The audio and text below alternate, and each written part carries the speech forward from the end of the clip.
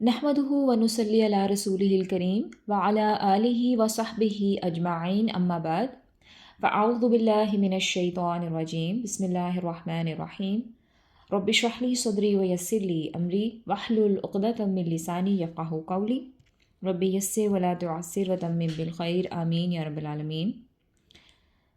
یہ سلسلہ جو ہم نے شروع کیا ہے ایک سیریز جس میں ہم قرآن میں موجود ان تمام آیات کا مطالعہ کر رہے ہیں جس میں اللہ تعالیٰ نے خاص طور پر ہم سے خطاب کیا ہے، ٹھیک ہے۔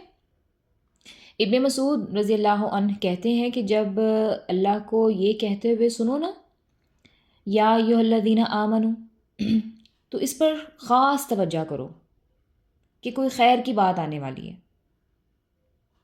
یا تو کسی خیر یا بھلائی کا حکم آنے والا ہے اس کو لے لو، یا پھر کسی شر یا برائی سے اللہ تعالیٰ آپ کو روکنے والا ہے تو اس سے رک جاؤ۔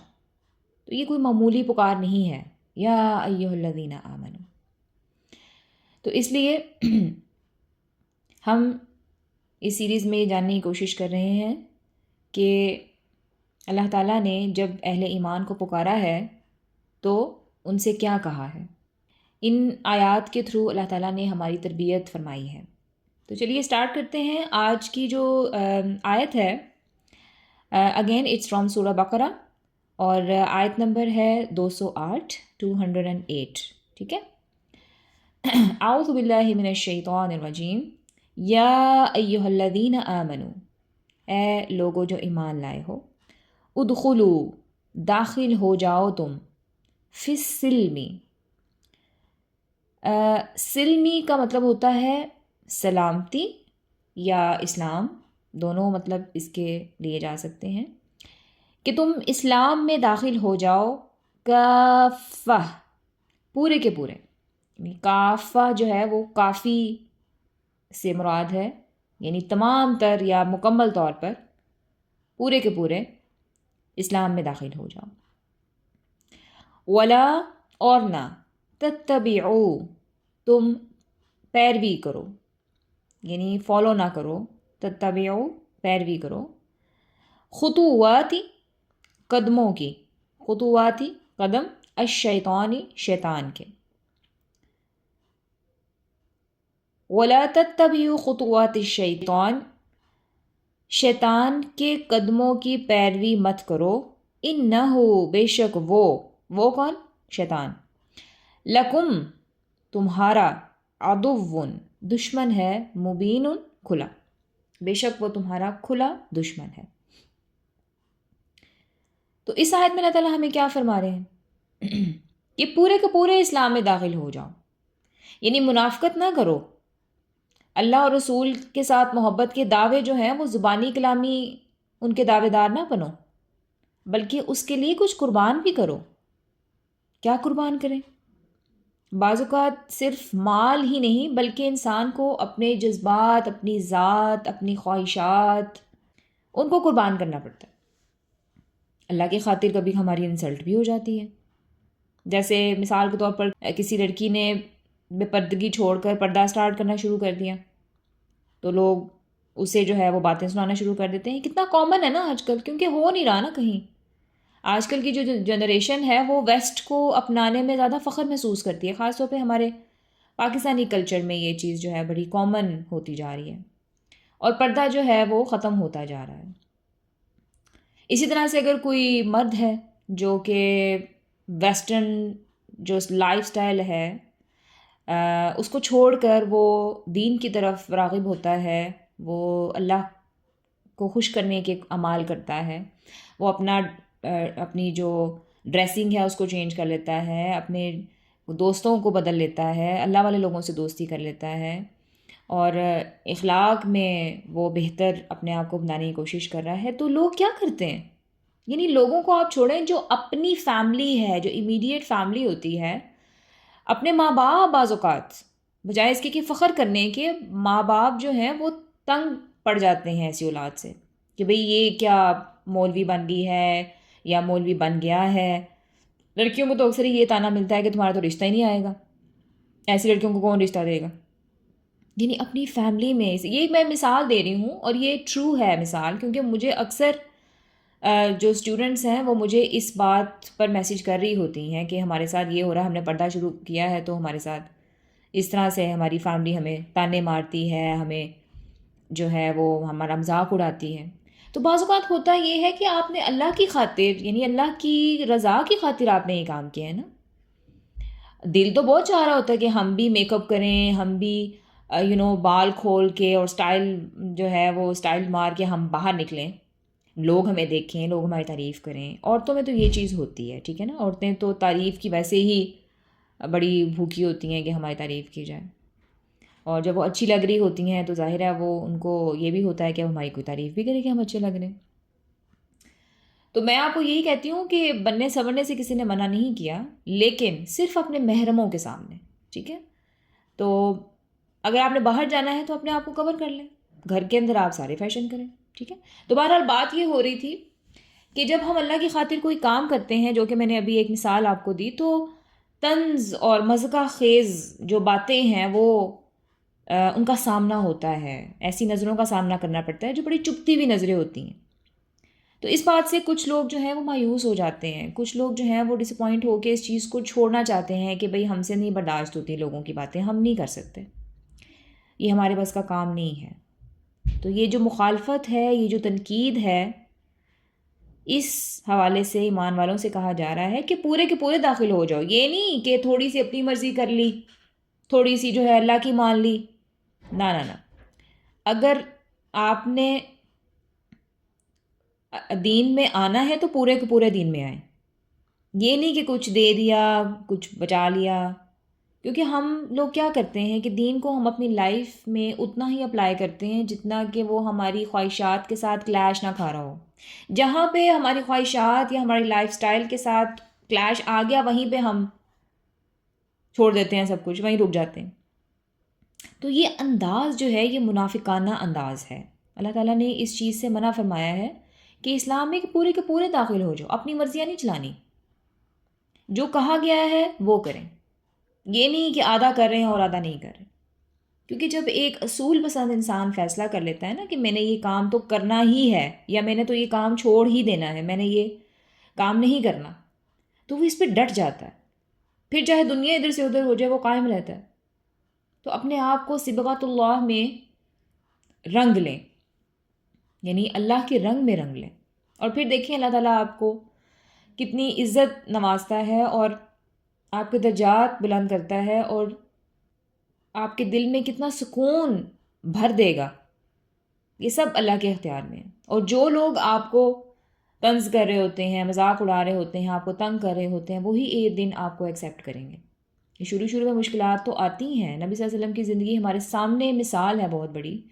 جب اسلام آیا اور آپ صلی اللہ علیہ وسلم نے اسلام کے بارے میں لوگوں کو بتانا شروع کیا، تو کیا کچھ نہیں فیس کرنا پڑا ان کو، لیکن اینڈ پہ کیا ہوا، ایونچولی نبی صلی اللہ علیہ وسلم کو کتنی زبردست کامیابی اللہ تعالیٰ نے عطا کی، ٹھیک ہے۔ تو یہ ذہن میں رکھنا چاہیے کہ یہ جو ہم کام کرنے لگے ہیں اس میں مخالفت تو آنی ہی ہے، تنقید تو آنی ہی ہے، ٹھیک ہے۔ اپنے آپ کو مینٹلی اس کے لیے پریپیئر کر لیں، کیونکہ آج کل دین پر چلنا ایسے ہی ہے جیسے کہ ہاتھ میں انگارہ پکڑنے والی بات ہے، اور اس بارے میں ایک حدیث بھی ہے، اور ساتھ ہی ایک حدیث میں ایسے لوگوں کے لیے خوشخبری بھی ہے کہ اسلام ایک غریب دین کے طور پر سٹارٹ ہوا تھا نا، یعنی غریب کا مطلب ہوتا ہے عربی میں اجنبی تھا، یعنی اس کو کوئی بھی نہیں جانتا تھا، اور پھر سے ایک وقت ایسا آئے گا جب یہ پھر غریب ہو جائے گا، اور اس وقت جو اس پر قائم ہوگا اللہ تعالیٰ نے اس کے لیے خوشخبری سنائی ہے، اس کے لیے بشارت ہے، اس کے لیے خوشخبری ہے، ٹھیک ہے۔ تو بڑے مٹھی بھر لوگ ہوں گے جو اس پر چل رہے ہوں گے، لیکن وہ اللہ تعالیٰ کے ہاں پسندیدہ لوگ ہوں گے۔ اللہ تعالیٰ ہمیں بھی ان میں سے بنائے، آمین ثم آمین۔ اچھا، اس میں جو ہے وہ ایک اور بات بھی آ جاتی ہے، جیسے ابھی ہم بات کر رہے ہیں نا کہ پورے کا پورا اسلام میں داخل ہو جاؤ، مطلب ایسا نہیں کہ مطلب نماز آپ پڑھ رہے ہیں، قرآن بھی آپ پڑھ رہے ہیں، تفسیر پڑھ رہے ہیں، تجوید پڑھ رہے ہیں، آپ جو ہے وہ روزے بھی رکھ رہے ہیں، یعنی اسلام جو ہے وہ آپ نے اتنا اسلام تو آپ نے اپنا لیا ہے، لیکن جو رہن سہن ہے، جو آپ کا پہناوا ہے، آپ کا کھانا پینا، معاشرت ہے، سیاست ہے، یہ سب کچھ جو ہے وہ غیر مسلموں جیسا ہے۔ جیسے آج کل یہ کرسمس آنے والی ہے، تو مسلمان فیملیز بھی میں نے دیکھی ہیں جو اس کو مناتی ہوئی نظر آتی ہیں. اور اسی طرح سے جو دوسرے تہوار ہیں، ہیلووین ہے، بون فائر نائٹ ہے، یا ویلنٹائنس ڈے ہے، اپریل فول ڈے ہے. ٹھیک ہے، تو یہ سارے ڈیز جو ہیں یہ ہمارے نہیں ہیں. ٹھیک ہے، ہمارا ان سے کوئی تعلق نہیں ہے، لیکن لوگ یعنی مسلمان فیملیز جو ہیں وہ اس کو مناتی ہوئی اور کہتے کیا ہیں بھئی یہ وقت کا تقاضا ہے، اب جیسا دیس ویسا بھیس. تو یہ چیز جو ہے یہ جسٹیفائیبل نہیں ہے. اور اسی طرح سے یہ نہیں کہ نماز روزہ کی پابندی تو پوری ہے، داڑھی بھی اتنی لمبی رکھی ہوئی ہے، پردہ بھی ہو رہا ہے، لیکن عقیدے میں شرک ہے، تجارت میں سود ہے. عدالتوں میں یعنی اگر آپ اوور آل دیکھیں ملک میں تو عدالتوں میں غیر اللہ کا قانون ہے. جو رسم و رواج ہیں، جو کلچر کے نام پر جو ایک معاشرت ہے، اس میں ہندوازم ہے، سکھزم ہے، یا یہود و نصارہ کی تہذیب اختیار کی ہوئی ہے، اور یہ کہہ دینا کہ بھئی یہ تو اب زمانے کا تقاضا ہے یا یہ تو ترقی پسندی ہے. آپ کو پتہ ہے جو یہود تھے نا وہ بھی ایسے کیا کرتے تھے، ان کی رسوائی کا باعث بھی یہی طرز عمل بنا. جیسے کہ سورہ بقرہ میں ہی ایک جگہ پہ اس بارے میں بات کی گئی ہے کہ انہوں نے کتاب کے بعض حصوں پر تو انہوں نے ایمان لائے، لیکن بعض کے ساتھ انہوں نے کفر کیا، یعنی کہ کچھ حصہ کتاب کا مان لیا اور کچھ کا نہیں مانا.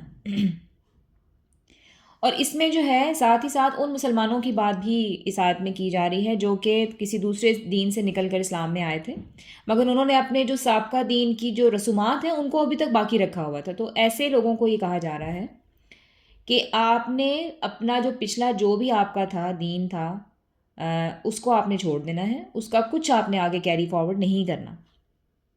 ٹھیک ہے، جیسے یہ شادی مرگ کے اوپر جو رسومات ہوتی ہیں یا بدعات ہوتی ہیں، ٹھیک ہے، یہ سراسر جو اسلام کے منافی جو ہیں، تو ان کو چھوڑ کر ان طور طریقوں کو پورے کا پورا اس طرز عمل کو اور اس لائف سٹائل کو اپنایا جائے جو کہ اسلام نے ہمیں دیا ہے. ٹھیک ہے، تو دل، دماغ، ہاتھ پاؤں، جذبات، احساسات، سوچ، سب کچھ سب کا سب اسلام کے مطابق رکھنا چاہیے. وَلَا تَتَّبِعُوا خُطُوَاتِ الشَّيْطَانِ، اور شیطان کے قدموں کی پیروی مت کرو، یعنی شیطان کو فالو نہ کرو، شیطان کے کام نہ کرو، جو شیطان کام کرتا ہے شیطانوں والے کام نہ کرو، بلکہ سنت کو اپناؤ. وہ کام کرو جو نبی صلی اللہ علیہ وسلم نے کیے ہیں، ان کی لائف پڑھیں، سیرت پڑھیں، اور دیکھیں کہ روزمرہ کی زندگی ان کی کس طرح گزری ہے. وہ بیویوں کے ساتھ کیسے تھے، یا ازواج مطہرات جو ہیں وہ اپنے شوہر کے ساتھ کیسی تھیں، یا صحابہ کی لائف کیسے گزری ہے، صحابیات کی زندگی کیسے گزری ہے، کس طرح انہوں نے قربانیاں دی ہیں، کس طرح انہوں نے اللہ کو راضی کیا ہے. ظاہر ہے وہ بھی ہماری طرح انسان ہی تھے. یہ ساری تکلیفیں، پریشانیاں، مشکلیں جو ہمیں اپنی زندگی میں روزمرہ فیس کرنی پڑتی ہیں ان کو بھی کرنی پڑی ہیں. ٹھیک ہے، وہ بھی ہماری طرح انسان تھے. تو انہوں نے ان مشکلات کو یا اپنی زندگی کو انہوں نے کس طرح سے گزارا، ان کو اپنا آئیڈیل بنائیں. جو یہ جو ٹی وی ایکٹرز ایکٹریسز ہیں، یا پلیئرز ہیں، یا جو بڑی بڑی سیلیبریٹیز ہیں ٹی وی پہ جو آتی ہیں، ان کو اپنا آئیڈیل نہ بنائیں. ان کے بارے میں ہمیں ساری انفارمیشن ہوتی ہے، لیکن جس کے بارے میں ہونی چاہیے ان کے بارے میں ہمیں کوئی پتہ ہی نہیں ہے. اور یہی چیز جو ہے آگے کیری فارورڈ ہو جائے گی بچوں میں. جب ہمیں ہی کچھ نہیں پتہ ہوگا تو ہم اپنے بچوں کو کس طرح بتائیں گے. تو اس لیے یہ کانسیپٹ یا یہ سوچ جو ہے اس کا لانا بہت ضروری ہے. یہ جو ٹرینڈ ہے اس کو بدلنا بہت ضروری ہے. ٹھیک ہے، تو جو آئیڈیلزم ہے یا جو سمجھ لیں کہ رول ماڈلز ہیں وہ ہمارے صحابہ ہیں. ٹھیک ہے، ہمارے صحابہ ہیں، ہماری صحابیات ہیں. ان کی زندگی کو پڑھیں اور اپنے بچوں کو بھی ان کی لائف سٹوری کے بارے میں بتائیں، پیغمبروں کی لائف سٹوری کے بارے میں بتائیں، ان کو ان کا آئیڈیل بنائیں. ٹھیک ہے، ان کو ہر چیز کلیئر کریں کہ کون سی چیز کس طرح سے ہے، تاکہ کل کو جو ہے جب ہمارا حساب ہو تو ایٹ لیسٹ ہم اللہ تعالیٰ کے سامنے ہم جواب تو دے سکیں کہ اللہ ہم نے اپنی طرف سے پوری کوشش کی تھی کہ اپنی اولاد کو ہم صحیح رستے پر لگائیں. کیونکہ ہمارا فرض ہے نا، وہ تو چھوٹے ہیں، انہیں کیا پتہ کیا ہو رہا ہے کیا نہیں. ہمارا فرض ہے بینگ پیرنٹس اور ان کے بڑے کہ ہم ان کو بتائیں جو چیز صحیح ہے، جو چیز غلط ہے ان کو ہم بتائیں۔ اِنَّهُ لَكُمْ عَدُوٌّ مُّبِینٌ، شیطان کے بارے میں بات ہو رہی ہے کہ وہ تمہارا کھلا دشمن ہے۔ سورہ فاطر میں بھی آتا ہے نا آیت نمبر 6 میں کہ شیطان تمہارا کھلا دشمن ہے، اسے اپنا دشمن سمجھو، یعنی اس کو اپنا دشمن سمجھو بھی، دشمن تو ہے لیکن ہم دشمن سمجھتے نہیں ہیں نا، ہم وہی سارے کام کر رہے ہوتے ہیں جو کہ وہ اس کو پسند ہوں، تو اس کو دشمن سمجھنا ضروری ہے، اس کو دشمن ہم سمجھیں گے تو ہم اس کے خلاف جائیں گے نا، ٹھیک ہے۔ تو بہرحال یہ ایک خوبصورت سی آیت تھی جس میں اللہ تعالیٰ نے ہمیں یہ نصیحت کی ہے کہ اسلام میں داخل ہو جاؤ پورے کے پورے، اپنی چوائسیز نہیں کہ جہاں پہ مرضی نہیں ہے وہاں پہ چھوڑ دیا، نہیں۔ تو انشاءاللہ اگلی آیت کے ساتھ نیکسٹ لیکچر میں ملیں گے۔ سبحانک اللہم و بحمدک، اشہد ان لا الہ الا انت، استغفرک و اتوب الیک۔